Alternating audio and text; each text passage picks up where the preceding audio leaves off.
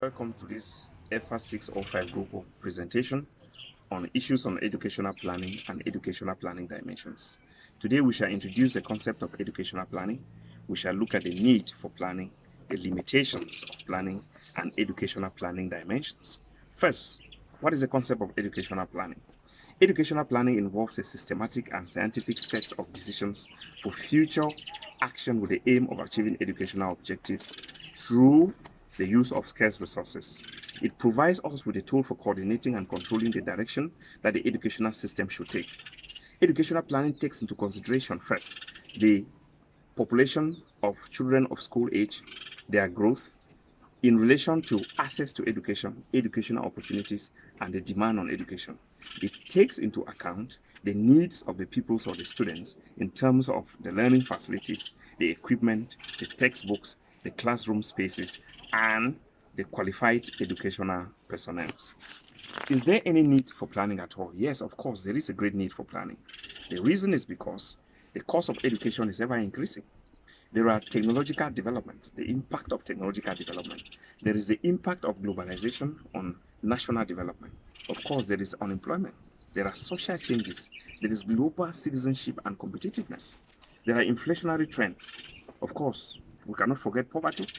There is the increasing demand for the access to education and the growing need for professionalization of the educational enterprise. Another issue that we are to talk about in planning in education, we will have increasing demand for education. The increasing demand in education comes up with population growth of the ongoing children in education. Here, we will look at how parents and children look up to the opportunities ahead of them so as to meet up with the opportunities. Parents will now engage their children in educational setting for them to have the opportunities that others have in their society. We'll talk about, uh, for instance, the parents will look for a means in which the children environment, a conducive environment or a school that the children can attend. But due to the inadequacy of teachers, the tertiary level of education, job opportunities for graduate, this hold down the parents and the children for education. Another is ineffective communication. There is an ineffective communication for the implementers of education. Those who are to implement the educational planning are somehow one way or the other left out in educational planning, which in that order hinder the educational implementers to be at to not for them to meet up with educational policies. Another one we'll talk about the statistical data, the data in which is planners use are not effective. They are not effective. They are ineffective. We will have of the lack of qualified planning personnel. We don't have trained personnel. They're supposed to be trained personnel who are to implement the educational setting of the students or the pupils. We'll have financial problems. There is inadequacy of finance for it to be distributed in the educational setting.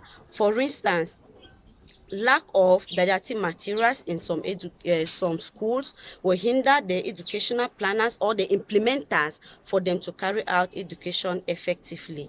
We'll have the frequent change of educational policies. Those who come in the educational planning will not follow what the predecessors usually follow, and that it gives a lot of lapses in educational implementation. We have another point that we have is poor forecasting. The educational system, for those who are planning for educational system, do not forecast for the future. For instance, in Cameroon, they did not forecast on the issue of primary education, in which there was free primary education for free primary education, but they were supposed to forecast and put things in order, number of children to take place in the educational setting for them to be able to facilitate their learning processing. Thank you. Next online is the dimensions of educational planning. There are several dimensions on educational planning, which one of them is political dimension. Educational planners take into consideration the promotion of peace, justice, law and order, and good governance. Educational planners endeavor that there should be citizens who have quality of quality in good governance. They try to promote peace. They try to promote law and order, which are of prime importance to their nation. The next point to be talked about is economic dimension.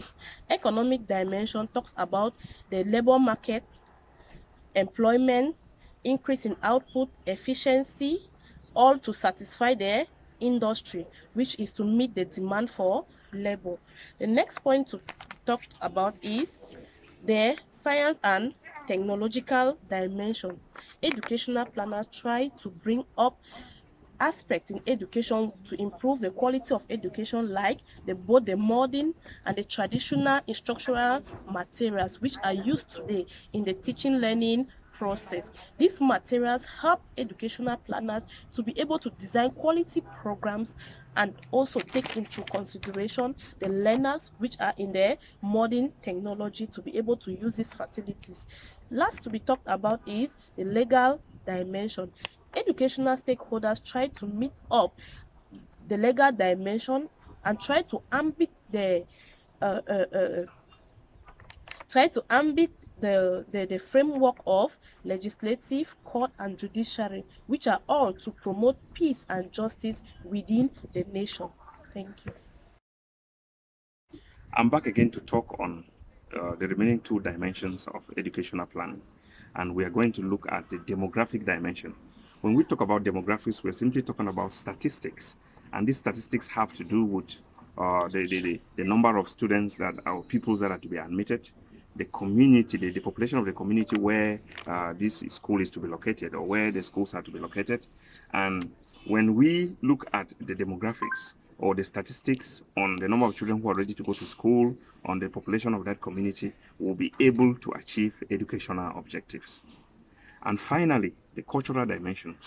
Now, we need to talk about, when we talk about the cultural dimension of in educational planning, we want to take into consideration the social value system, because it is completely impossible to find a society or to find education that is not being influenced by society. Every educational institution is influenced by the society where it comes from. And this this cultural dimension also promotes the culture of the country. The culture of the country, for example, Cameroon, it could be bilingualism, it could be multilingualism, it could be a host of so many things. So, and then we also have a lot of ethnic languages. So this cultural dimension promotes that, our culture. So we thank you very much. Just to do a recapitulation of what we have talked about. Remember, we have talked about the concept of educational planning. We have looked at the need to plan education. We have looked at the issues surrounding educational planning or the limitations surrounding educational planning, and we have looked at the dimensions of educational planning. Thank you.